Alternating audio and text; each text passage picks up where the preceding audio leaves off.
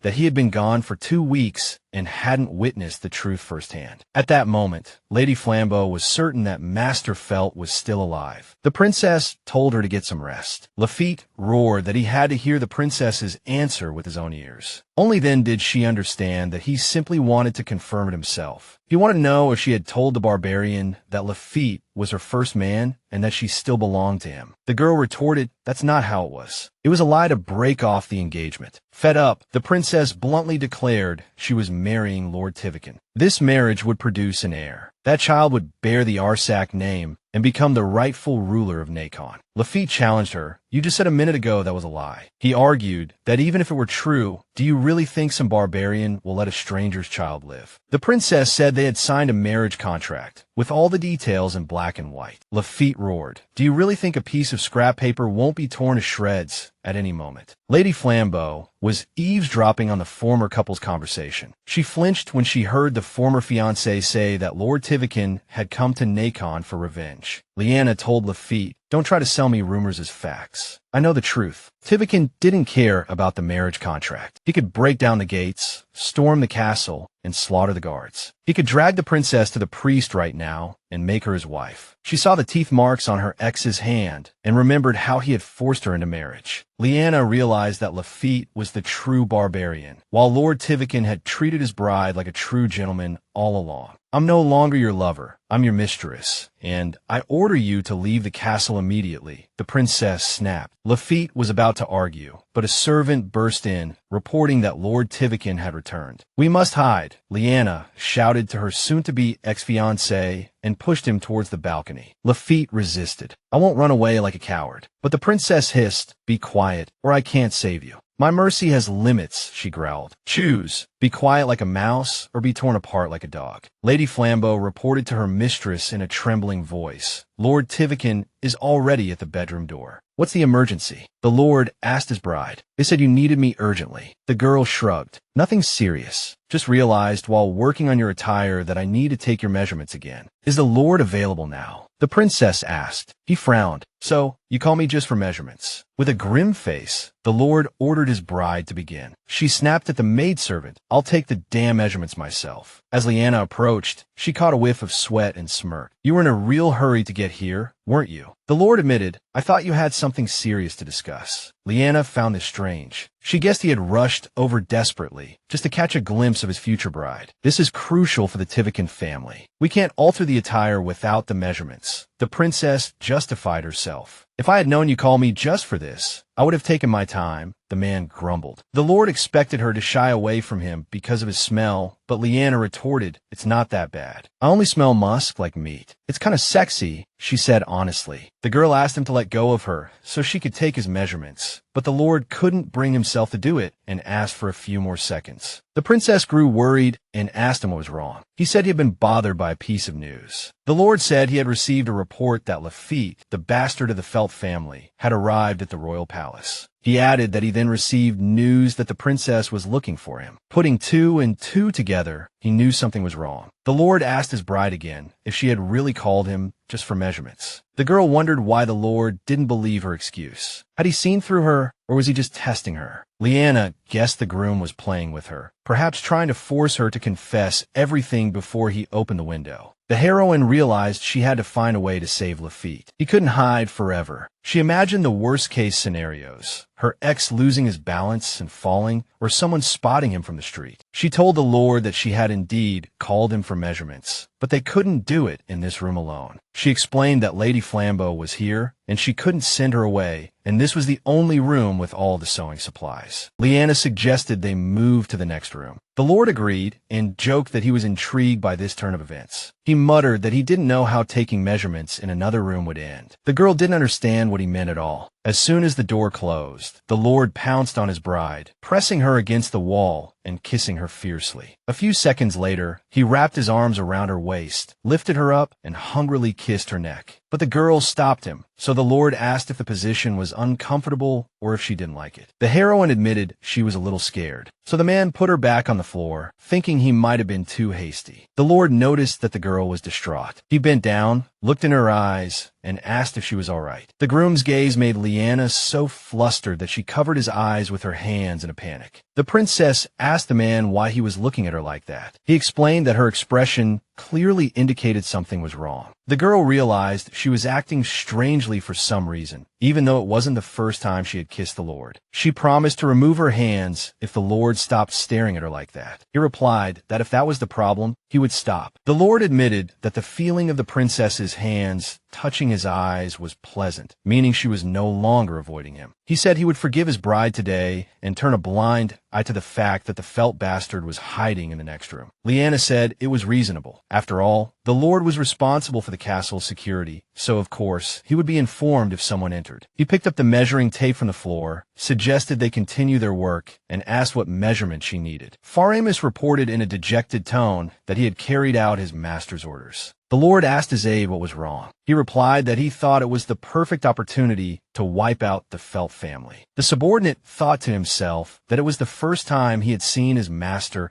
so unable to control his expression. He recalled that it all started when they were informed that a Felt rat had infiltrated Arsac castle. When the Lord realized the rat had snuck into the princess's bedchamber, his face stiffened. Faramus couldn't understand how a girl with a fiancé could bring her boyfriend into her room. He thought the Lord's tolerance for the princess would end there, but it didn't. He couldn't tell if the princess was lucky or shrewd, nor could he tell if her innocent face was real or a fabricated mask. Faramus reported that the rat had returned to its nest alive. He added that the boy had been running around the castle like a man without a care in the world. Judging by his behavior, it was clear he wasn't going to give up on the princess. The aide asked if the Lord intended to overlook what had happened. He said that this time, yes. The aide said he didn't understand the Lord's decision. Faramus clarified that the problem wasn't just the bride's infidelity, but that her lover was connected to the Shark Kingdom. He said that the Lord knew very well that the Felt family couldn't be ignored, so why make such a decision? The Lord said he had been paid. The aide guessed that only Sir Lyndon Felt would pay for something like that. Faramus thought it made sense. He was the richest man in the kingdom, though a miser. The Lord said it was the princess who paid. The aide blinked, asking if they were talking about the penniless girl. Faramus was shocked that the Lord would turn a blind eye when he usually went on a rampage. My Lord chuckled, remembering how generous the reward had been. The aide warned that if the Lord kept being so soft, everything would repeat itself. The Lord countered, insisting that it wouldn't happen again. The Lord declared he knew because the princess hadn't contacted her lover. He added that her head wasn't just for show. She would never call both her lover and her fiancé at the same time. The aide said it was a logical conclusion, but if the princess was truly naive, it didn't mean she would always get away with it. The Lord admitted he had thought the princess was just a part of the game, a beautiful trophy prepared for the taking of the kingdom. He thought to himself that Liene and Raffit had been lovers for a while, and they couldn't just break it off, especially since the princess's secret lover was the father of her child. He realized the bride was desperately trying to hide her lover. She even went so far as to seduce the groom, which was completely unlike her. Then, my lord succumbed to passion and lost his mind, because regardless of inheritance or profit, he wanted the girl. The Lord decided he would take everything back, including the heart stolen by the eldest son of the Felt family. Faramus was thrilled. The cold-hearted master was back, and everything was back to normal. He added that if the Lord revealed his true intentions, he would take it seriously and do everything in his power to protect the princess. He swore the rat wouldn't get a second chance. One night, Liene tossed and turned in bed, unable to sleep. Ominous thoughts tore at her soul. She had promised herself to be strong. Therefore, the whole business of hiding her ex in the castle was unsettling. The girl couldn't understand why the Lord pretended not to know when he clearly did. It seemed like a betrayal on the groom's part. A mistake like that couldn't be easily overlooked. The princess wondered if the Lord was playing with her, or if he would truly turn a blind eye this time. She was curious if this meant she had become important to the Lord. The princess decided to fetch water for herself. The servants were still asleep. As she walked towards the well, she kept thinking about the Lord. Liene thought the groom was teasing her on purpose. Raffit might overlook everything with a single touch, but Lord Tiwakan clearly wouldn't. He was the man who had stormed the castle and proposed with the blood of dozens of knights on his hands. As the princess reached the well, a man's voice called out to her. It was Hyde, Sir Viros's attendant. He told her not to be alarmed, saying he had been waiting a long time for someone to come and draw water for the princess. She asked Hyde what he was doing there so late. He said he had been ordered to deliver a message to her in secret. Hyde admitted that Sir Viros had sent him. Then the princess started questioning him about the advisor's condition. Hyde sighed, saying he only knew that the advisor had left Nock. He didn't know anything else. He said he didn't have much time and asked her to listen carefully to what the Sir had told him to say. Viros wanted him to tell her. Hyde whispered the message. Don't trust him. His goal is revenge. The girl froze in shock, but Hyde added that the Sir had said she needed to know everything. Liene began to suspect that Sir Viros had overheard Raffit saying that revenge against Lord Tiwakan was what drove him. It seemed the Sir had sent a message, warning her to be vigilant and to postpone the wedding until he returned with all the secrets unveiled. Liene kept wondering why the advisor had left so suddenly without warning. She figured the attendant must have believed Raffit's story. It was a pity she hadn't believed it then. No, she had attributed it all to jealousy. It was hard to accept that Severus had been telling the truth. Then why hadn't Lord Tiwakan satisfied his thirst for revenge by chopping off his head? Perhaps he wanted a harsher, more painful end for Sane, wanted to wipe him off the map. Liene realized that all those sweet caresses and kisses had been a mere smokescreen, meant to bewilder her and cloud her mind. The next morning, Liene was still lost in thought. Her contemplation of the Lord was interrupted by the nanny's gentle voice. The nanny was startled to see the young lady nibbling her nails like a child. She pointed out that the shape of her nails was unsightly and that a few snips with nail clippers would fix it. The girl told the nanny to go ahead, saying that no one cared about her nails. Mrs. Flambert said it wasn't the nails that mattered, but the hands. She said that the hands that would rule an entire kingdom had to be beautiful and neat. Liene had had enough of this impromptu manicure. She jerked her finger back, saying that was enough. Then, a sharp pain shot through her finger, and blood splattered on her dress. Mrs. Flambert moaned that the cut was deep and that it was all her fault. But the princess insisted it wasn't that serious, reminding them that they had to get ready. The funeral was soon. But the maid pointed out that they had to stop the bleeding, at least. The servant assured her that she would bring some antiseptic to treat the finger immediately. Liene sank back in her thoughts. Her injured finger throbbed, the pain prompting her to think again about the Lord who wanted revenge for Sane. She didn't know what to do. The groom's feigned kindness was just a game to seize the kingdom. As the funeral procession was about to depart, the maid informed Her Highness that she had altered the dress. But there's still a problem, Liene inquired, curious as to what it could be. Mrs. Flambert explained that the princess was still stunningly beautiful and there was nothing to fix. Liene snapped that this was no time for flattery. The lady opined that the barbarian's wild gaze was the real problem. The maid reminded the young lady to be vigilant. Liene walked towards Lord Tiwakan. She felt the lady's earlier praise was just a compliment. Lord Tiwakan looked much better in black mourning clothes than she did. He noticed that the princess's mourning gown had changed. She replied that the maid had altered it. He said the dress looked good on the bride and suggested they should ride together. Liene thought it was a terrible idea. She still remembered how their last ride together had ended. Liene declared she would ride on her own,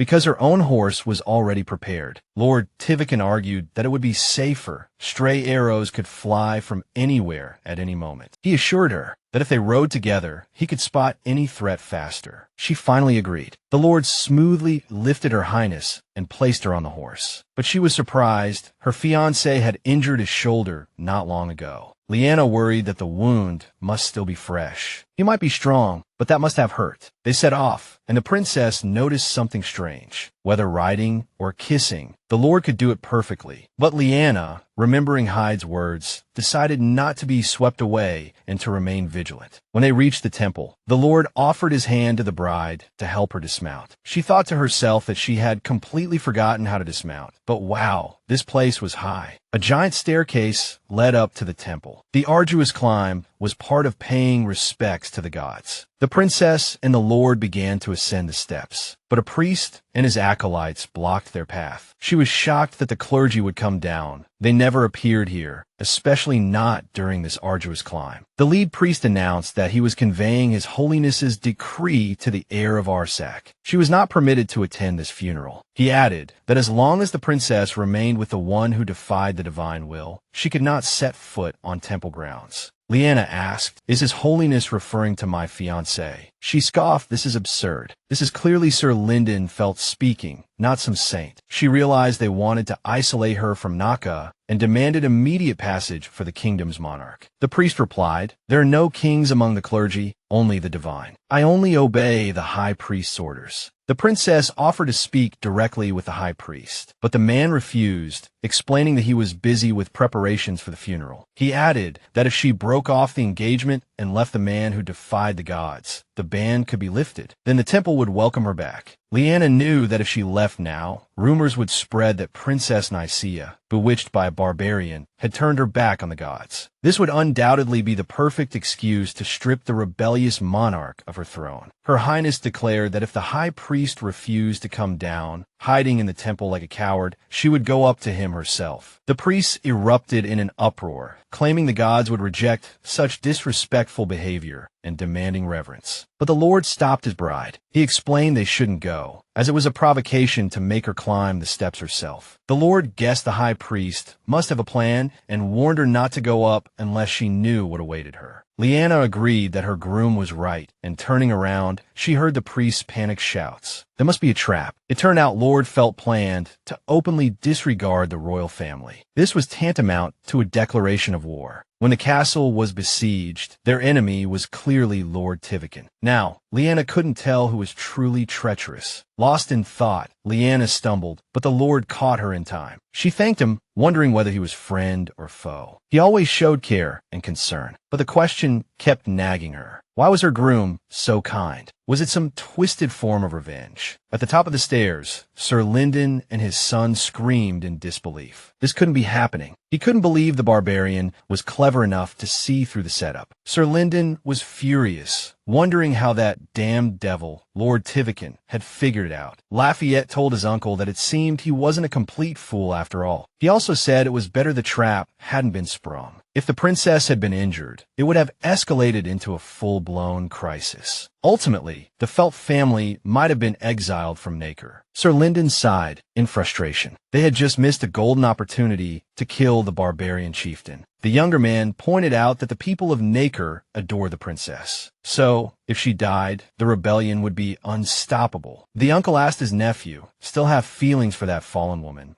Sounds like you're defending her quite fiercely." Raffit told his uncle to watch his tongue. He hadn't even realized what she had done for her former lover. He stood uncertainly on the windowsill, ready to jump at any moment. The boy heard Liene's whispers, urging Lord Tiwakan to change rooms. Raffit realized those words were meant to give him a chance to escape. So, the princess had put herself in danger to save her former fiancé's life. She was too noble to confess her feelings for another man during her engagement. This meant there was still hope. Their feelings might be rekindled. And Liene had just fallen into the clutches of that tyrannical lord. The chancellor groaned. This nonsense was giving him a splitting headache. His nephew was done for. The lad retorted that he was only just beginning to see things clearly. Sir Linden sneered. What does this madman plan to do when the princess marries the barbarian? The fellow shrugged. The Felt family will just have to watch and accept reality. The man laughed. The wedding is in 10 days. Lafayette gritted his teeth. I'll stop this no matter what. Lord Tiwakan and Liene rode back to the castle. The young man noticed a fresh cut on her hand. What happened? She waved it off dismissively. It's nothing. I got distracted with the scissors. He said flatly, you need new scissors. Liene frowned. She couldn't think of a reason to replace something as basic as nail scissors. By this time, they had reached the Arsac palace. The princess thanked the nobleman for the ride and said she had to go. The lord hesitated for a few seconds, then abruptly spurred his horse forward, finally catching up with Liene. He asked her how important missing the funeral was to her. Then he concluded it must be a big deal. The girl said, you're right. People would be very disappointed in a monarch who disregarded the soldiers who gave their lives for him, she said. Things certainly won't get any better after this, and the chancellor won't forget it. He'll definitely use this to hurt the princess, to isolate her from the center of power. Then, the groom announced he would take care of the matter himself. The girl gasped, already picturing Lord Tiwakan punishing Sir Linden. Her face contorted with fear. The man noticed and clarified that he wouldn't resort to weapons. Liene breathed a sigh of relief and asked, how does my lord intend to resolve this? The lord said he hadn't figured it out yet and bid her farewell until tomorrow. But the princess stopped him with a question. She asked in a mournful voice, why would a powerful nobleman like yourself care about the funeral of ordinary soldiers? He countered, why shouldn't it concern me? The man explained, from now on, my fiancé's worries automatically become mine as well. It is our duty to protect Liene's safety, to keep her carefree and away from trouble. Liene asked, is there truly no other reason? So Lord Tiwakan is doing this simply because he is her fiancé. No ulterior motives, Lord Tiwakan murmured under his breath, the distance between them still too great. Then he considered, would it be easier for the princess to accept his help if he gave her a specific reason? Let the princess think I have ulterior motives, he decided. Besides, he would now repay Miss Liene for dealing with the funeral mess for him. Liene asked her fiancé, what do you want me to do? Then reminded him that the kingdom of Arsac was in a difficult situation. I'm afraid she can't give much either, the lord said, adding that he would accept whatever the princess could spare. He then requested that she change bedrooms. As your fiancé, I will move into the room next to your bedchamber, he declared. The adjacent rooms were the living quarters of the Arsac rulers. They were connected by a shared bathroom, essentially making the two rooms one large suite. Liene realized with a jolt that she would be sharing a room with her fiancé. Every private moment, every detail would be shared. The man, noticing Liene's stunned expression, asked, is this request so difficult? The girl said that Lord Tiwakan could use it after the wedding. He replied that if so, it wouldn't look like repayment. Liene declared in a disgruntled tone that since things had come to this, she would let the groom move in, but on the condition that he truly helped resolve the funeral issue and without shedding a drop of blood. The man bid his fiancée farewell, promising to see her tomorrow, as he didn't intend to postpone the move. He took Liene's hand, brought it to his face, and gently pressed his lips to the wound on her thumb. Her whole body trembled. Finally, the lord told the princess to take care of her hand. She found herself wondering if she had made the right decision. Although it was hard to imagine Lord Tiwakan failing at anything or suffering a setback in any endeavor, the princess was still curious to see how the lord would handle the funeral mess. Liene, like our dear viewers, could only guess and await news from the Lord. While she was still temporarily in the dark, Servos began his report, telling her about the events at the temple. During the funeral preparations, he told the princess, the chain holding the great bell broke first, despite the priest performing maintenance every day. Her Highness feigned surprise. The subordinate continued to explain that they managed to hang the bell back up, and the high priest even performed a land consecration ritual. All that remained to cover the grave was to move the coffin to the burial ground, but this did not happen. A huge stone fell from the sky, rolled down, and crushed the stairs leading to the temple. It was indeed bizarre, but eyewitnesses swore it was true. Now the priests were trapped in the temple, as those stairs were the only way down the mountain. Until the stairs were rebuilt, the funeral could not proceed, and the entire mournful ceremony was postponed. Everyone worried that the high priest had done something to blaspheme the gods, angering them and causing this chaos. The princess listened with bated breath, asking only clarifying questions. The advisor added that many priests considered this theory nonsense, but it all happened on the day of the funeral. He posed a rhetorical question. Doesn't all of this indicate the wrath of the Almighty? Some even said it was because Her Highness Princess Liene failed to attend the funeral. The princess could barely keep a straight face, wondering how such a crazy idea could have popped into Lord Tiwakan's head. Had her groom gone mad enough to hire even wizards, she wondered. Servos awkwardly and timidly pointed out that even with the god's wrath, the princess looked pleased. The girl found it especially amusing that everyone was so eager to blame everything on the high priest. The princess asked her advisor why no one considered the possibility that the gods were angry with her after all. It was the high priest, after all, who forbade her from entering the temple. The man replied that yes, there were indeed such rumors at the funeral, but he never believed them, so he didn't even dare mention it. The princess said it was true, so they could publicly announce that the gods had reason to be angry. She ordered that at dawn tomorrow, the Arsac guards in the sacred square would read the official decree on the matter. Servos wished the princess good night and left, leaving the princess alone with her thoughts. It was fortunate that she had worked late today and received this good news. She wondered when she had last felt so happy. It was before Lord Tiwakan took over the castle. Back then, Liene had never even used the term good news. It turned out that Lord Tiwakan was the first person in a long time to bring the princess truly good news. Despite this, the princess was glad the funeral date had changed. The princess struggled with the fact that she could no longer speak to or comfort the families of the fallen soldiers. Suddenly, Liene heard a knock on the door. She couldn't fathom who would dare disturb her so late. She guessed it must be Lord Tiwakan. Presumably, many of you have already guessed as well. You guessed correctly. It was indeed the heroine's fiancé behind the door. Although his clothes were covered in dust and dirt, presumably unchanged since his return from the temple. Lord Tiwakan asked if he could come in, but Liene was too stunned to respond. So he just walked in. Liene asked him why he was here so late, and he said he came to announce that the funeral issue had been resolved. He added that the high priest would contact the princess tomorrow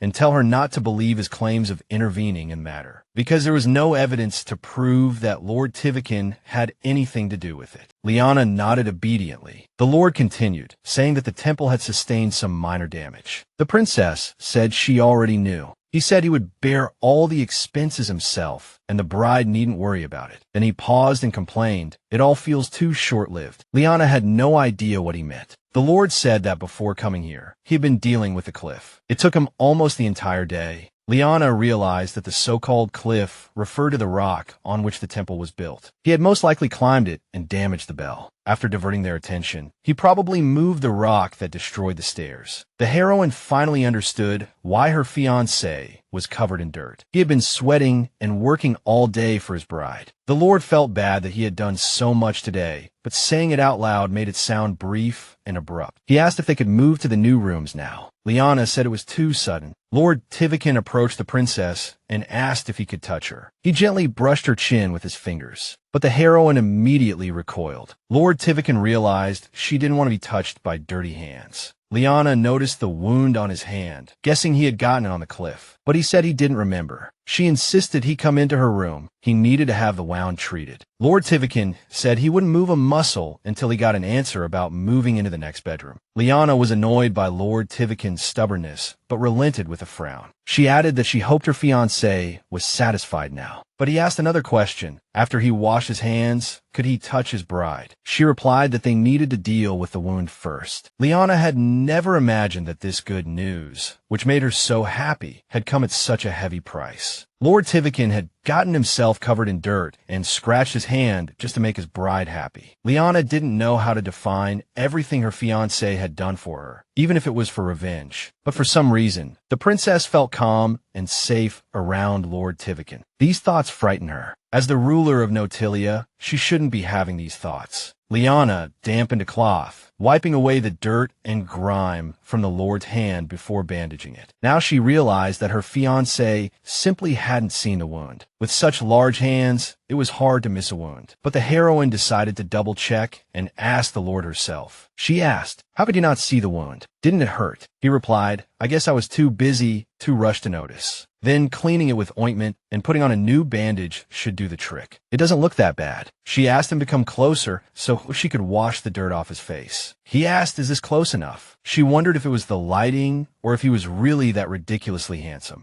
The look in his eyes was as intense as before, just like that time. The heroine knew that if he continued to stare at her like that, things wouldn't end well. And that's exactly what happened. The princess and Lord Tiwakan shared a tender kiss. Liene heard someone call her name, blinked a few times, and saw the Lord's shocked face. He noticed her spacing out and not answering, so he asked the princess if she was all right. She mentally cursed herself for her wandering thoughts, and then told her fiancé he was too close. He moved back a bit, but it didn't help. The atmosphere was still awkward. She decided to make it quick. Liene mentally facepalmed for offering to wash his face with her hands. Should she ask her fiancé to step back further? No, she would never say that. Perhaps it was the candlelight hitting his face just right, making him look incredibly endearing. She said she still felt uncomfortable because he was too close and asked him to close his eyes. He said, "That's a strange request." Liene realized she had asked him to do so to prevent him from seeing her emotions. At such close proximity, she couldn't hide anything. Then the Lord flatly refused, saying he wouldn't do it. The heroine froze, thinking she had misheard, and asked him to repeat himself. She was a little annoyed. Why had the Lord suddenly turned into a stubborn child? What if water splashed into his eyes? Suddenly, blood welled up from the Lord's forehead. Liene cried out in surprise. He assured her that everything was fine. He knew about that wound, but it hadn't bled before, so there was no need to waste time on it. She said it was her fault,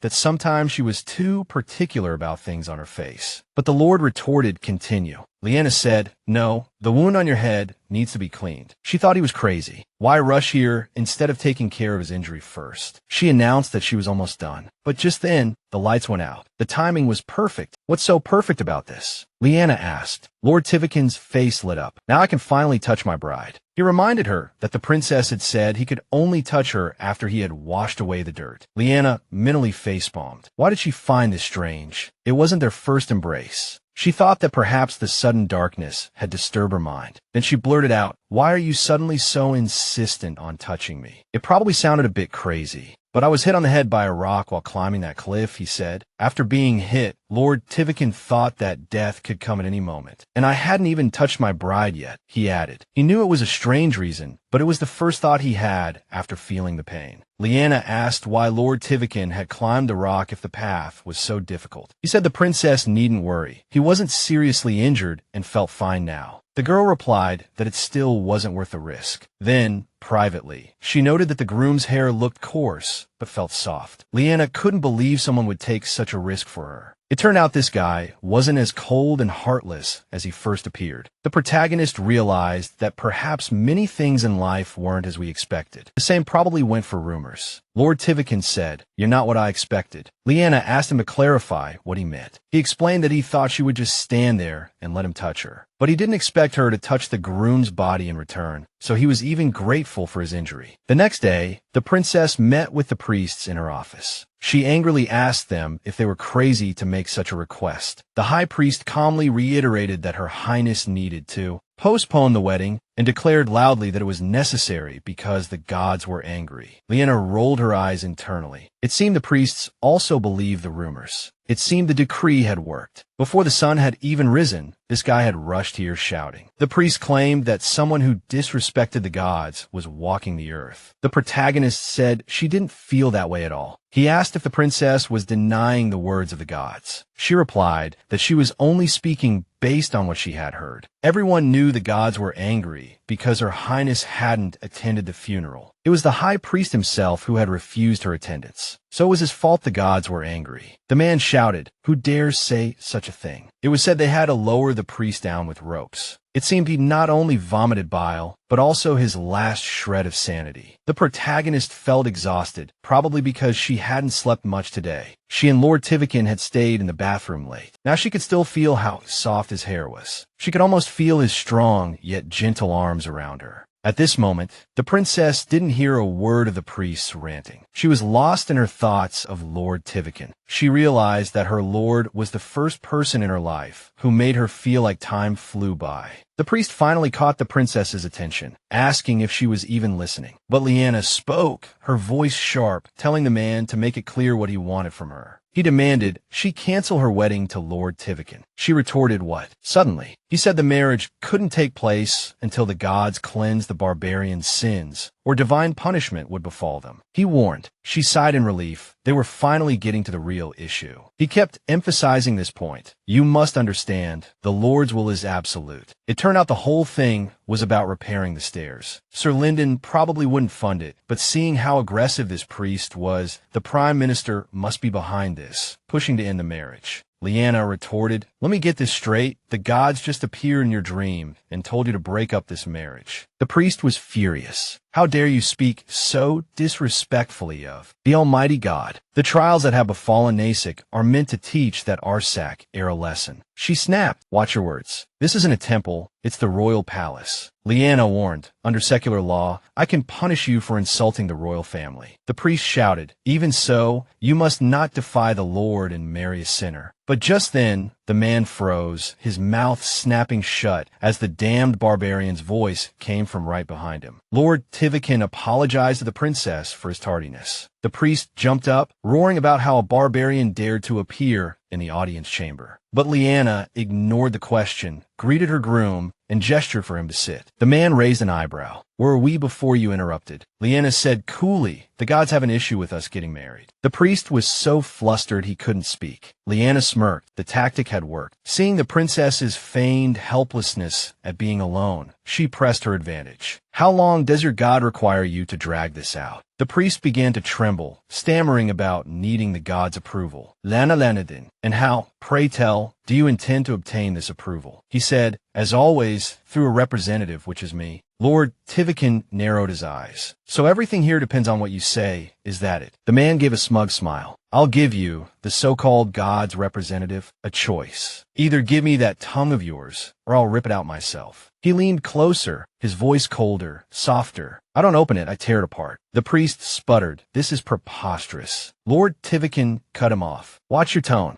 This is a royal meeting. Lord Tiwakan's voice deepened. You have a choice, but if you don't choose, the master will choose for you. The priest cried out, this is outrageous. How can you treat God's representative on earth like this? The moment Lord Tiwakan uttered the word lock under his breath, the only door in the hall slammed shut. The priest protested. What is the meaning of this? He pleaded with Her Highness to do something, saying that such rudeness was completely unacceptable. Lord Tiwakan said, I will fully comply with the princess's orders. If she says open, the door will open. Liene said the conversation wasn't over, and the door should remain locked for now. The priest urged Her Highness to come to her senses and act like a normal person. But the princess didn't respond. Instead, she suggested they continue this interesting conversation. She asked again, why postpone the wedding ceremony? Lord Tiwakan told the priest that the funeral would be held tonight and the princess would attend, and the wedding would proceed as planned. Liene was stunned. Everything was resolved so quickly, and the priest didn't even object to the Lord's terms. She couldn't believe it, but this time, things actually worked out. Meanwhile, Lord Tiwakan ordered the knights to carry the coffin to the chapel. A second later, the princess understood why the priest had given in so easily. The man knew that following the Lord's demands might get him a hefty budget to repair the staircase. The princess said to the groom, this is too much. You've already spent a fortune on me. The high priest was already terrified, and he wouldn't have insisted on postponing the wedding anyway. So there was no point in sponsoring him. The Lord said he hoped she wouldn't find it rude, but he could spend his money as he pleased. Liene thought it was nice of the Lord to care so much about her, taking the initiative to solve her problems without being asked. The groom almost felt like her ally, but the real reason for his actions would be revealed when Severus arrived. For now, she might as well relax and enjoy the sense of security that came with having her soon-to-be husband by her side. She thanked the Lord for ensuring both the funeral and the wedding would proceed smoothly. Lord Tiwakan's eyebrows shot up briefly. So, the bride was actually serious about all this. She clarified, "Are you asking if I really don't want to postpone the wedding?" "Of course, my lord," Liene said. The man's eyes widened at her response. She was stunned herself. She had been treating this marriage as a foregone conclusion. Suddenly, the princess noticed Lord Tiwakan smiling smugly. She had never seen him look so human before. "I don't mind spending money on this," he said. It dawned on her. He was actually happy to marry her. Everyone thought her groom was a terrifying fellow, but they didn't know the truth. He was a decent man whom the princess actually liked. Meanwhile, the chancellor was fuming in his palace. He yelled, "Was it so hard to ask for a postponement of the wedding? How did that coward even become the high priest?" Sir Lyndon sighed. "There's nothing we can do. We need to find someone else for the job." "Lafayette, what do you mean? That priest is useless. I can't stand the thought of that Arsac brat holding on to power any longer." Lyndon felt declared he wanted to replace the high priest. "Nephew, how do you intend to do that? The high priest position is for life. If that old man suddenly dies, it will take time to find a replacement. There will be no one to officiate the wedding ceremony. The wedding won't be able to take place." "You can't do that, uncle. If word gets out, there will be chaos." The chancellor laughed. "Soft nephew. No wonder that girl left you. She wasn't stolen, and she's not lost yet. I'll bring her back." "Still so naive, nephew." It's today, when it gets dark in the cemetery, and the priests carry the coffin down. A hooded stranger approached. A knight barked at the old man to get moving. "It's dangerous here." The stranger's trembling hand pointed towards Lord Tiwakan. "Who's that?" he croaked. The knight asked if the old man really didn't know the great Lord Commander Tiwakan. "He's the boss, a god in the eyes of his men." Then he told the old man to get lost now that he had the information he wanted. The man prayed silently in his heart. "My lord, have you returned to avenge Naker's sins?" The knight snarled at the old man, saying he was tired of talking about the blood that hadn't been spilled that day. This wasn't where he belonged. As evening approached, the funeral began, and the chapel was overflowing with people. Princess Liene was bewildered. Mrs. Flambert whispered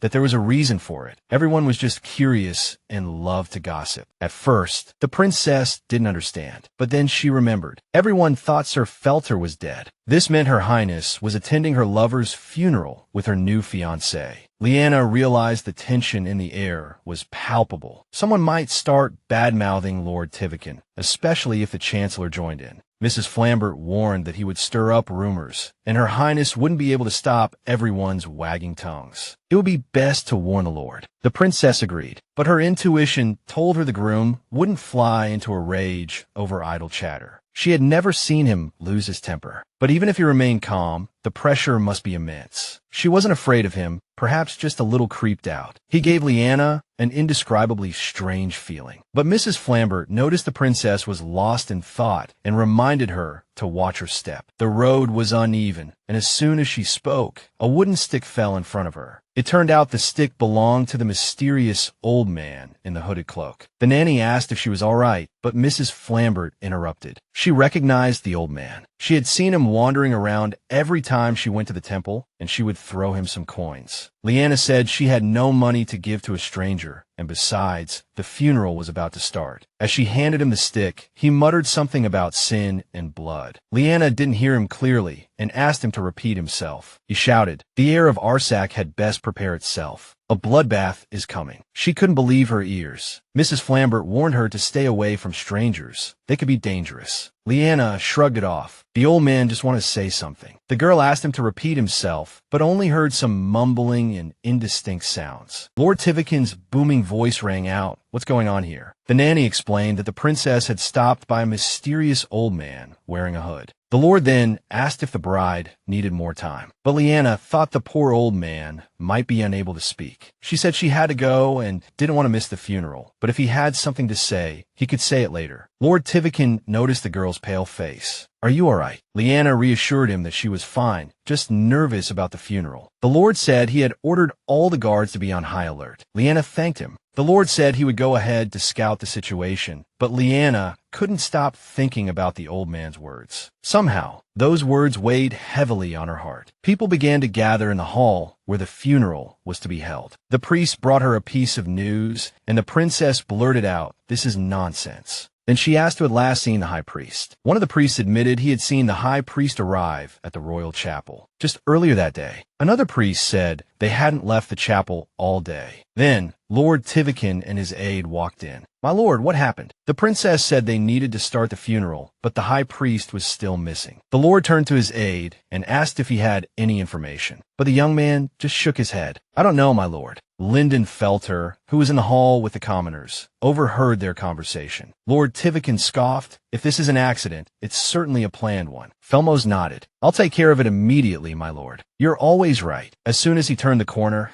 the princess asked Lord Tiwakan, "Do you think this is really a setup?" Tiwakan stroked his chin. "It's possible. The high priest has plenty of enemies." Just then, the lord's gaze locked onto Lord Felter among the crowd. Suddenly, Felmos yelled, "I found the high priest." A young man rushed in, breathless. "My lord, we think we found him." Felmos rushed to the coffins, shouting, "The high priest must be in one of these." He said the gravediggers mentioned one coffin felt heavier than the others. He then abruptly ripped the lid off the heaviest coffin. The princess let out a blood-curdling scream. Tiwakan smiled triumphantly. Felmos said, "Hiding a body in a coffin, such a classic move. This is no accident. Someone went to great lengths to hide the body." As the princess concluded that the high priest had been murdered, she noticed the chancellor was the most shocked, as if he were completely unaware. He groaned and fumed, just like everyone else present. How could someone do such a thing on a day like this? Then he asked, "So, who will officiate the funeral today?" This question spread not only among the people in the hall, but also among the priests. They decided an emergency council of elders was needed. The high priest's seat was empty. The chancellor told the princess that such an important position couldn't remain vacant. So, as soon as the council was over, they appointed a new high priest, and he would step forward to make the announcement. Sir Liene Felter announced that the funeral was postponed again. He ordered his men to deal with the coffin. The princess's fury was plain to see. To appease his bride, the lord took her hand and told her not to take this as a personal failure. My lord declared that he was now in charge of security in Nock and would hunt down the culprit together with the princess. The heroine thought he was right. The Arsac family now had a new knight protector. Gone were the days when the princess would tolerate backstabbing. Whoever was involved in the high priest's murder, no matter how powerful they were, would pay for it. Well, Sir Liene made a fatal mistake. He didn't realize that it was no longer possible to repeat those crazy old sins. The heroine decided she'd had enough. She didn't want to live in constant fear anymore. To get rid of this fear, she had to eliminate a very specific target first. So Liana boldly suggested that the Lord start by gathering evidence against the killer. That night, there was an uproar in Lord Felter's castle. The chancellor shrieked curses while throwing things at the killer of the high priest. He raged, "How could anyone think of putting the body in the coffin?" Because all that mercenary was supposed to do was make it look like an accident. Sir Liene shoved the mercenary, yelling, "What the hell were you thinking? Did you want to get caught?" The poor fellow raised his arms and screamed. There wasn't enough time, and there were too many witnesses in the temple. The chancellor sneered, "That's a lame excuse," and started kicking the mercenary. Then he said, "I hope you didn't leave any damn evidence. Otherwise, they'll trace it back to you." Sir Liene gave his orders. He questioned why the brain-dead mercenary hadn't even thought of throwing the body down the stairs, like with the previous high priest. Sir Liene reiterated that absolutely no one could know it was his order. You couldn't mess with savages. Otherwise, he would personally eliminate the mercenary. The young man, spitting blood, said he understood. Surprisingly, he could still talk after that beating. The funeral was underway. The coffins were lined up next to the dug graves. Lord Tiwakan and his aide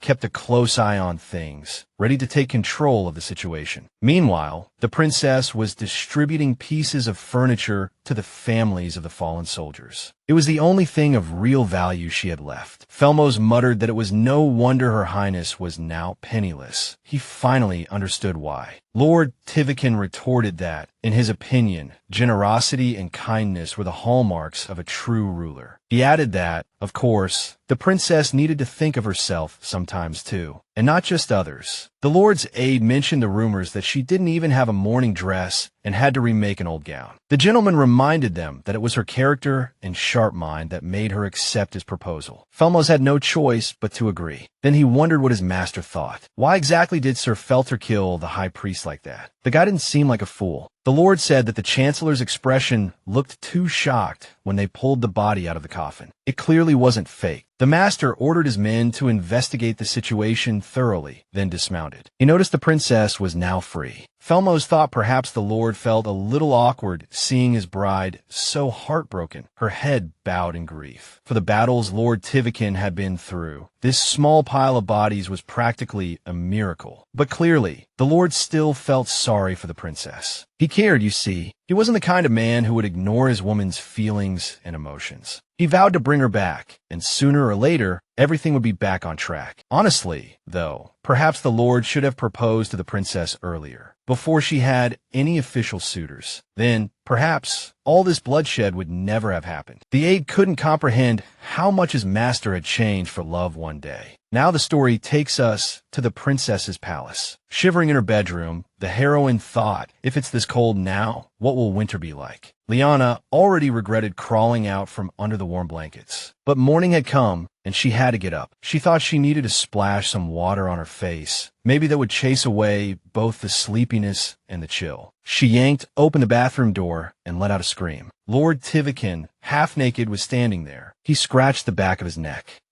Did the princess want to go first? The first thing I want to know, she snapped, is why the naked groom is in my bathroom. The Lord chuckled. You're adorable when you're half asleep. Oh, and by the way, this is my bathroom now, too. Liene groaned, suddenly remembering their recent agreement. Damn it, I'm sorry. I was being impulsive. I'm not fully awake yet. She slammed the door shut behind her, cursing under her breath. How could she have forgotten their arrangement and landed herself in this embarrassing situation? Take your time, my lord, she called through the door. Don't worry, this won't happen again. He replied, certainly, but where's the actual bathtub? She said curtly, there used to be one, big and magnificent, with gold rims, until Felter smashed it for his garden. Now those marbles are broken and used as garden decorations. She muttered to herself, I had no choice but to sell whatever I could. I find it wasteful to use so much water for a bath. She paused. Is there anything you need, my lord? He retorted, I didn't say I wanted to take a bath. The guy added that it would be nice to bathe here with his bride someday. The female lead was completely dumbfounded. The audience was probably also stunned by the Lord's wild request. The girl was terrified, not understanding why the groom was so fixated on this. For a moment, she imagined what it would be like, but she quickly snapped out of it and flatly denied the possibility. She was disgusted with herself for even entertaining the thought. Liene rushed back to her room, threw herself onto the bed, and vowed to be extra wary of the Lord from now on. I mean, the guy was the root of all the problems. How could someone be so handsome yet utter such blush-inducing, strange words? The female lead warned herself internally to stop having these silly feelings for him. She had to figure out what he was up to first. People kept telling her that Lord Tiwakan was only thinking about revenge, and they weren't saying that for fun. The girl decided she needed to find the old man with the cane. Just as the Lord and his aide were sorting through documents, a guard rushed in, announcing that the princess had left the palace. He added that he heard she had gone to the temple to distribute food to the poor. Faramus remarked on how diligent the princess was, then asked who accompanied her. The guard said she only took one night. The Lord was furious. Who would let her go like that alone? The Lord demanded to know which sane person would let her go to such a dangerous place. His subordinate asked what else could be done. Can't exactly force her to stay, can we? Then reminded him that the Lord had specifically instructed the soldiers to respect her and be amicable. The Lord said that was exactly what he told them, but Faramus asked, is it worth checking up on? At least send some guards. The knight hesitated, saying, we sent one person to follow and offered to send more. Faramus roared, send more men. Anything could happen. The Lord said he could go himself. It's more interesting than dealing with this paperwork. His aide countered that the Lord didn't have to go personally. The knights would handle it. Faramus retorted that there were piles of reports to sign and the murderer of the high priest to track down. The Lord insisted his aide was perfectly capable of handling it. Faremus snapped, "You can't do everything yourself." The Lord looked back as he left, saying, "If so, I have no reason to be here." The Lord's aide stood alone in the office, wondering for the 100th time why his master always left him in the lurch. Last time it was to chase after the princess, and now it was mountains of paperwork. Who knew love could make the Lord so dramatic? When the princess arrived at the temple, she told the guard to wait there. He asked if she really didn't want him to handle it, saying he could finish quickly, but the princess declared she wanted to distribute the food herself. "I told the guard to keep an eye out, especially for any of Sir Felter's soldiers." The man wished her good luck while she was already thinking about how to find the old man. What she had to say to him shouldn't be known to anyone, at least not until Severus returned. After wandering around for a while, Liene finally bumped into him, but she saw an unfamiliar stranger hand the old man a piece of bread. Presumably, the temple staff thought the old man deserved a treat too. Unexpectedly, the old man tossed the bread aside and then started hitting the cloaked stranger with his cane. Liene couldn't stand it anymore and yelled for them to stop. She tried to get to the bottom of things, asking the old man why he attacked the person who gave him food. Then she questioned the stranger, asking if he had done something to the old man to make him so angry. But neither of them answered her. Instead, the stranger, the moment his eyes met hers, ran away without a word. Liene told him not to run and chased after him, ripping off his hood to reveal his face, which had a large, bloody gash on his head. Liene realized this didn't look like a wound inflicted by a cane. The injury appeared to be older, with a large, dried scab on his forehead. Liene asked him how he got hurt. The stranger abruptly pulled his hood back down, muttering something about praying for atonement. She pressed him, "Then why are you covered in blood?" He said blankly, "Atonement requires a blood sacrifice." She shelved the thought for the moment. Something about this felt wrong. She'd never heard of a god who wanted their followers to bleed and suffer as a form of thanks. Liene pressed further. "Have you had this properly treated?" He remained silent. Liene's eyes narrowed. "You haven't, have you?" She snapped. "Then get it cleaned up before I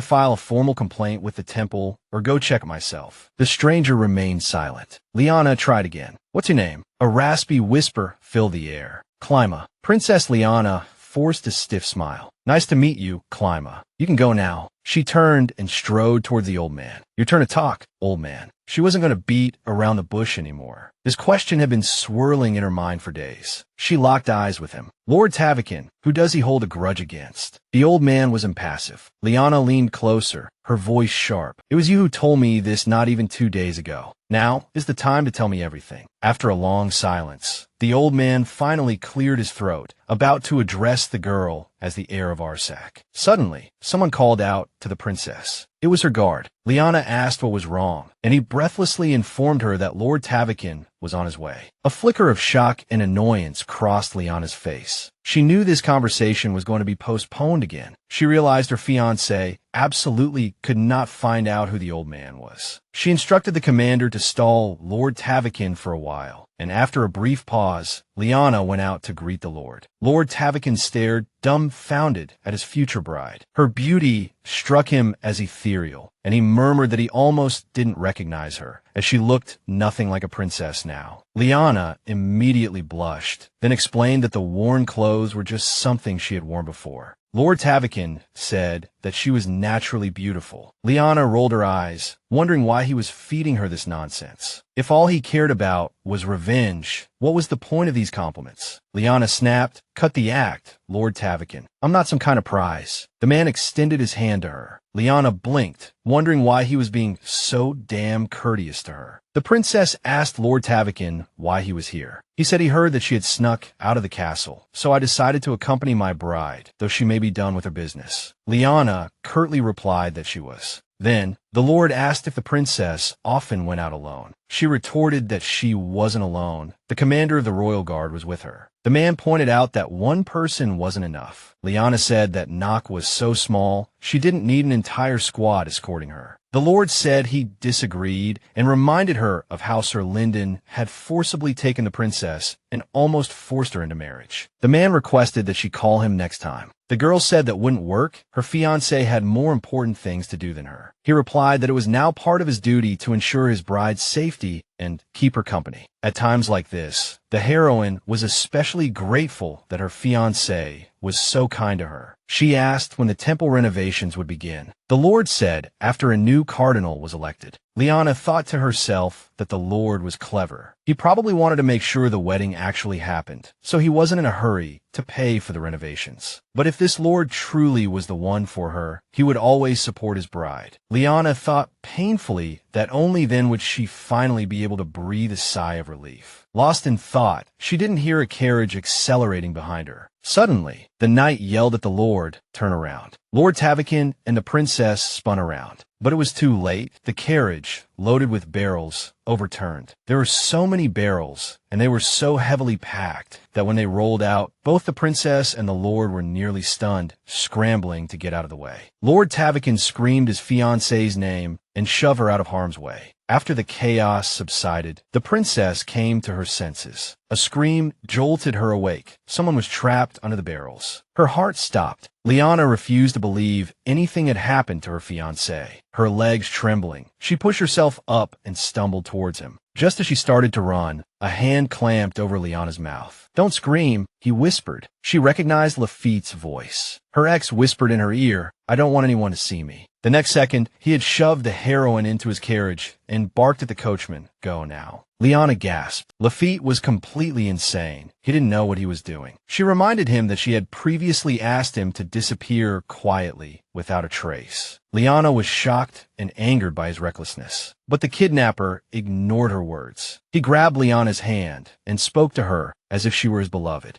The man said he was truly glad she was safe. She tried to pull her hand free, but he held on tight. She cursed him, calling him a complete madman. She was frantic about what was happening outside, worried about Lord Tiwakan. She ordered him to stop talking nonsense and stop the carriage immediately. At the last moment, instead of saving himself, he pushed the bride aside. There wasn't a single window in the carriage. The heroine couldn't sit still, worried about Lord Tiwakan's condition. She, of course, kept imagining the worst. But the princess tried to stay optimistic, believing her fiancé was all right. Raffit, however, kept telling his beloved Liene the opposite, urging her to calm down and saying that Lord Tiwakan was already dead. He added that she could relax and stop playing the worried bride. There was nothing to worry about anymore. Raffit said she couldn't even imagine how long he had waited for this moment. He swore that he had planned this for a long time, and nothing went wrong. Lord Tiwakan wouldn't survive being buried under so many heavy barrels. Raffit bragged that he had thought of everything. He told his knights to take care of everything. If they found the Lord still breathing, they would deal with him. The princess was stunned. She couldn't believe it. Meanwhile, the carriage continued to move forward. But the girl knew Raffit was lying. The Lord had survived 10 years in a war-torn territory. He wouldn't fall so easily because of some accident on the street. Her heart kept resisting. Fate wouldn't be so cruel to her fiancé.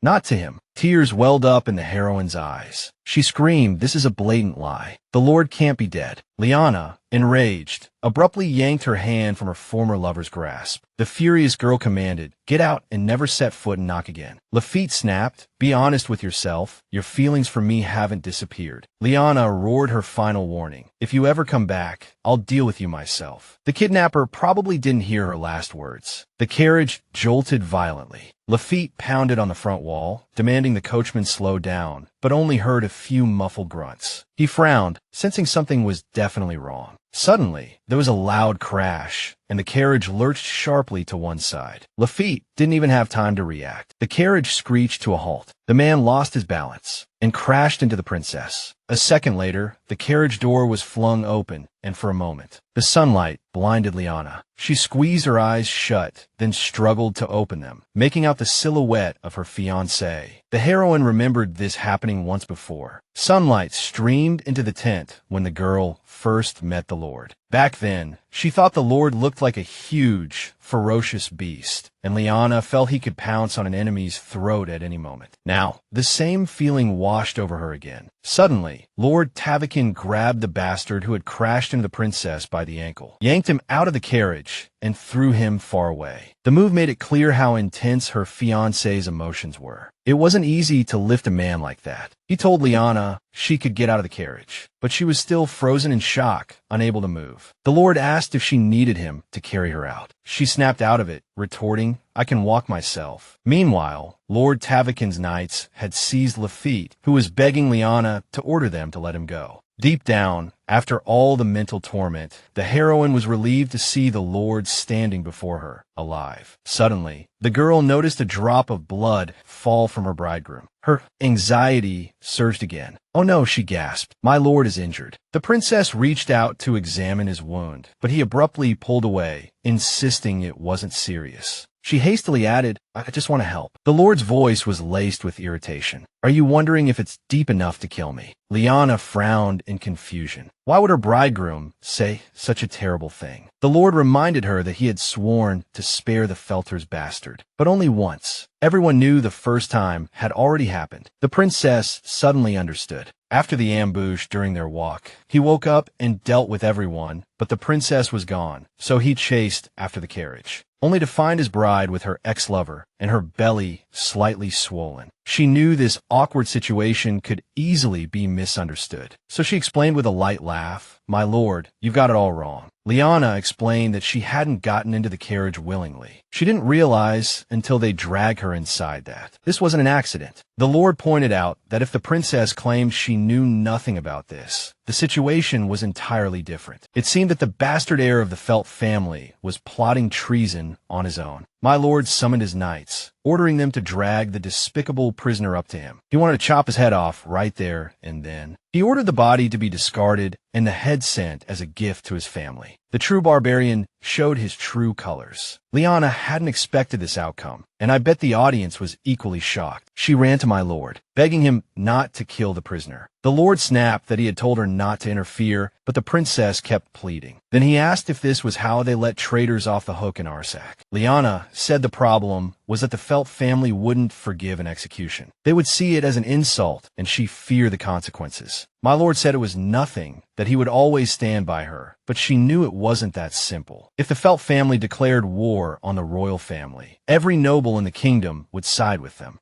Lord Tiwakan wouldn't stand idly by. He would retaliate cruelly. Then Nock would fall apart. Civil war would break out, and the kingdom would be destroyed. She felt that too much blood had already been spilled. In Arsac, she should have immediately broken off a relationship with Raffit and accepted Lord Tiwakan's proposal. She shouldn't have let Lord Felt ask for help from neighboring countries. Perhaps then they could have avoided so many deaths, prevented things from escalating to this point. The princess wouldn't have to lie every month, making up excuses to cover up her condition and her utter cluelessness. She wouldn't have to rack her brains trying to figure out her true feelings. The princess kept begging her fiancé to spare the traitor, saying she only wanted to save Nock, not this scoundrel. But the Lord said he didn't believe her. He added that he was tired of believing her. She always spun convincing lies and then forgot her promises. She begged him to listen, saying every word she spoke was true. The Lord replied that she had lied for too long, and now he wouldn't believe her no matter what the girl said. She said she was willing to risk everything, as long as he would believe her. The Lord said the bride had a bad habit of thinking she could pull the same trick as last time, using it to deceive him again. Liene gasped, "My lord, how could you say such a thing? I haven't even thought about it." My lord said, "From now on, I don't care what plans the bride has." He said he had made up his mind not to believe her again. He asked, still wanting to spare the prisoner.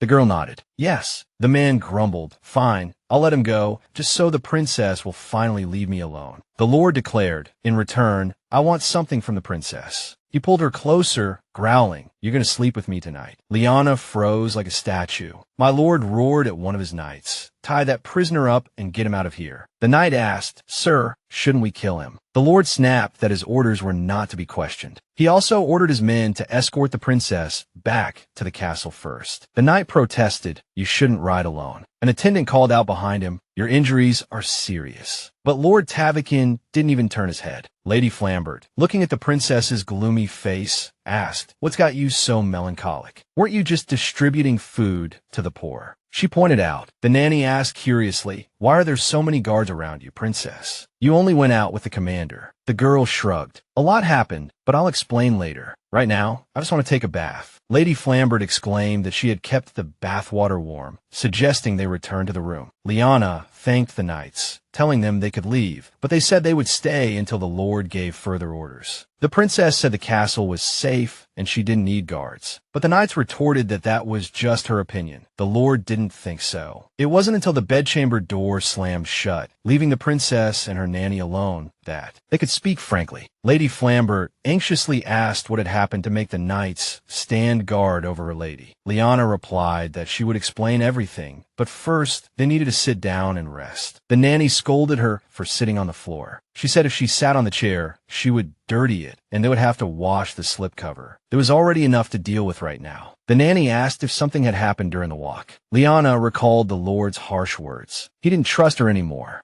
Those words pierced her heart like a dagger. The princess was deeply wounded, even though she was with her fiancé and he no longer trusted her. When Lady Flambert learned from the princess that Lord Felt wanted to kill Lord Tiwakan and take her hostage, she began to wail and cry out to the heavens. Then she asked about the barbarian chief's condition. The princess said he was alive, but badly injured. The nanny said indignantly, "What does that have to do with her highness? Felt did it, not her." Liene asked how she could tell she was being blamed. The nanny said it was obvious, just by looking at the barbarians' behavior and how kind they had been to her before. The girl thought to herself that she had heard all the tales of barbarians' savagery and rudeness, but had never seen anything like it. Even now, when the Lord was angry with his bride, he only became more intense, but he always respected her. Liene said that the Lord thought she was in league with Raffit. Lady Flambert asked if that was really true. The princess was furious that the nanny would even think such a thing, especially with the Lord controlling the entire palace. It would be madness to even attempt something like that. Lady Flambert asked why the Lord would think that. Liene couldn't give a straight answer and just sighed, looking dejected. The nanny added that, honestly, it made sense that the barbarian chief would think that. He was convinced the bride was carrying someone else's child. The princess admitted that she didn't regret lying to him during their first meeting, as she had something to protect. But now she was exhausted from the constant lying. It was proving to be much harder than she had anticipated. The whole situation made her wonder how much longer this could go on. When would they finally learn to trust each other? Lady Flambert asked. "Why don't you just tell the Lord he's completely mistaken?" The princess replied, "I tried, but the groom doesn't believe me. Once trust is gone, it's hard to get it back." The princess was certain there was no turning back now, especially since her period could arrive any day. Once it did, there would be no hiding it anymore. But she couldn't just blurt out the truth and expect the groom to believe her. The girl said she needed to take a bath and clear her head. Lady Flambert told her to stay a while longer, but Liene asked the nanny to bring some clean clothes. Lady Flambert added that she would bring the water as well. The princess said she could manage on her own, but the nanny was already gone. Liene entered the bathroom, telling herself that everything would be all right as long as Raffit and Lord Tiwakan were okay. Now that she was safe, everything was fine, but the memory hit her hard. Her fiancé had demanded that she share his bed tonight. She told herself that it was completely wrong, and she couldn't even think about it. She couldn't even allow herself to think about it, wedding or not. She reached for the latch and stopped, feeling like a complete fool. Her fiancé wouldn't barge in and force her. He wasn't that kind of man. As she undressed, she noticed that her entire back was bruised, which made her wonder what had happened. Then she remembered, during the kidnapping today, the carriage had jolted sharply to one side, and she had hit the wall of the carriage. Her back looked awful, and it hurt terribly. But Lord Tiwakan was hurt even worse. She wondered how he was doing now. If the Lord was truly all right, the knights wouldn't have tried to dissuade her from riding. She sincerely hoped they had taken care of his wounds and prayed that everything would be fine. Just then, the door was suddenly flung open. Lord Tiwakan froze in the doorway. Liene froze as well. Both were stunned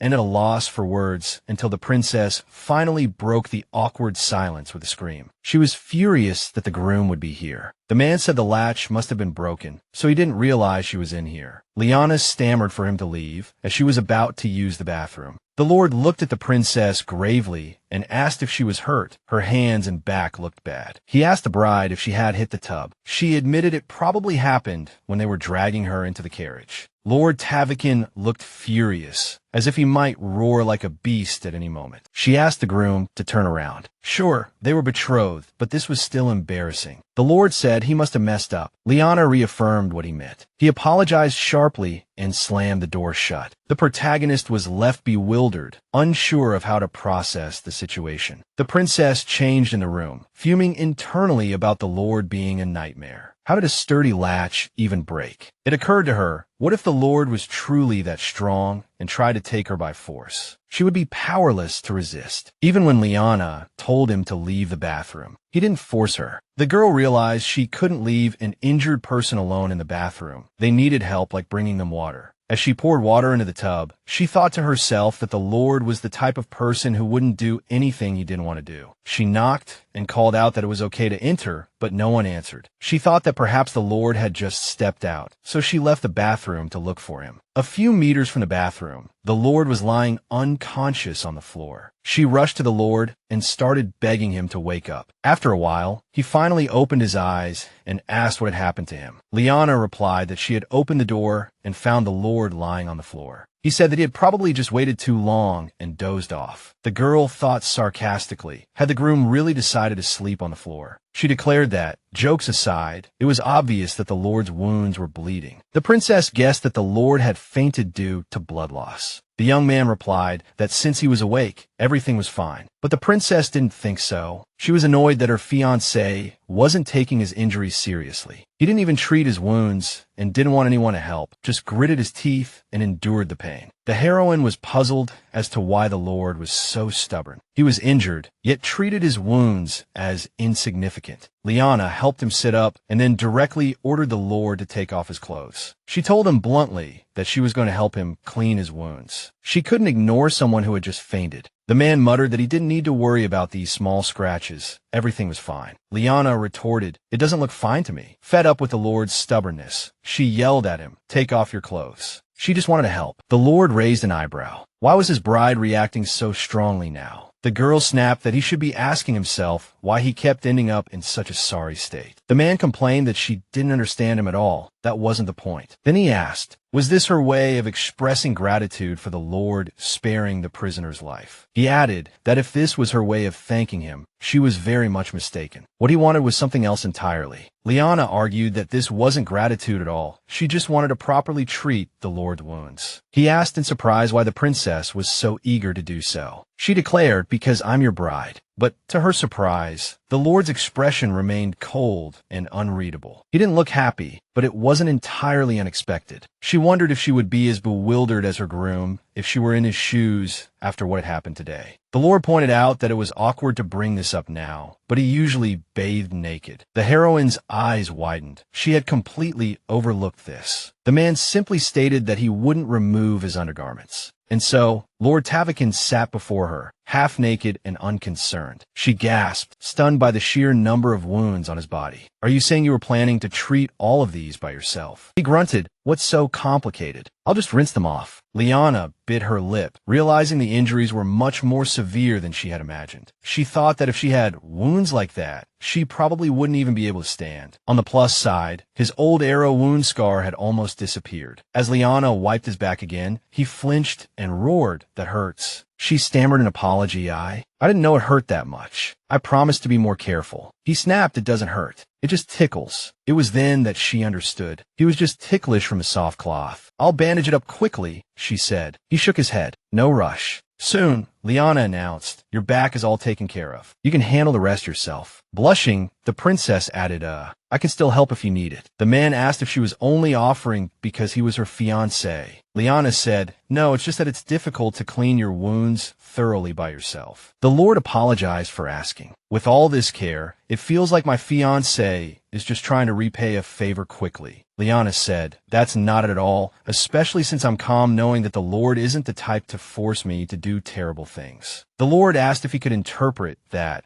as the princess just saying that sleeping with him was a terrible thing. The girl stammered, "No, that's not what I meant. It's just that my fiancé wouldn't force me to do anything. Not before I'm ready." The man asked why she would think that. Liene replied, "Because all this time, My groom has been gentle and considerate towards me. The Lord said, that's different. Liene replied, no, even when I rejected him, the Lord was still kind to me. The man said he couldn't figure out if the princess was cunning and calculating or just incredibly naive. He asked, are you sure a bride would say these things to her groom after knowing what happened today and what will happen tonight? Liene replied, I know enough, and I clearly remember everything he did to save me today. Lord Tiwakan abruptly said, this can't go on any longer. He told his bride to leave the bathroom before he lost control. Liene breathed a sigh of relief. She knew from the start that this guy wouldn't make her pay for this favor. She said she knew full well that Lord Tiwakan was a gentleman and told him to calm down so she could deal with her fiancé in her own way. The bruised protagonist barely made it back to her room and collapsed on the bed, exhausted. She had just finished washing her hair and bandaging her wounds. Dinner time had long passed. She wondered how Lord Tiwakan had endured it for so long. Goodness, for her, even a small bruise was agonizing. She blamed this mess on Raffit. Why wouldn't the guy just accept that they were over? The Lord had ordered the scoundrel locked up, so he was currently sitting in some cell. Lord Linden would be furious when he found out. Liene decided she needed to think of something pleasant to distract herself from the pain. Just then, her fiancé's voice echoed in her mind, pleading with her to leave while he could still play the good guy. His request was demanding, but his voice was gentle. Yet Liene felt like she was in danger, like standing naked and defenseless before a raging predator. Deep down, she knew that Lord Tiwakan would never hurt her. Perhaps that was why she felt so at ease around him. What bothered her was how distraught Lord Tiwakan seemed. Suddenly, Liene heard the door creak and sat up with a start. Who's there? Candlelight illuminated Lord Tiwakan's face, and a look of shock appeared on the princess's face. The Lord said he came to collect his reward. Liene stammered, the Lord is not like that. He wouldn't. The young man asked, didn't the princess get what you wanted? Why can't I do what I want? The girl asked, what does the groom intend to do? He replied, I won't do anything the bride would expressly dislike. The girl asked, what's that jar you're holding? He replied, it's medicine. Princess, turn around. He added, I won't ask the bride to undress. Just sit as close as possible. Then he said, please bear with it, even if it's a little itchy. A second later, the girl protested, what does my lord intend to do? She asked. He replied, just taking care of my bride. The young man pointed out, the princess criticizes me while not being in much of a hurry to take care of her own health. Liene assured him, I can reach it myself. The guy reminded her, I could have managed on my own back then too, but I still accepted the bride's help. He pointed out, now it's your turn. The princess asked, aren't you the groom who came to collect his reward? The young man replied, I decided to replace that request with this action. She asked her fiancé why he was doing this, and he replied, it was obvious from the start that the princess wasn't going to do anything to treat her wounds. She demanded he hand over the medicine, but he objected, saying then he wouldn't be able to touch the bride. Liene secretly liked hearing this, and even gave a small smile. The guy added that Liene had a lot of bruises in places she couldn't reach herself. Liene told him to hurry up, but he retorted, I went through the same thing and had to endure your touch. And he wasn't in a hurry to apply the medicine, planning to take his time and savor the moment. She pointed out that such talk wasn't appropriate for someone who was applying medicine. He retorted, I'm not in the mood for formalities right now. Liene asked if he didn't care about propriety. He scoffed, there's no point in talking about that now. She asked, what's with this pushy behavior? Then he whispered, I'm doing this to possess the princess.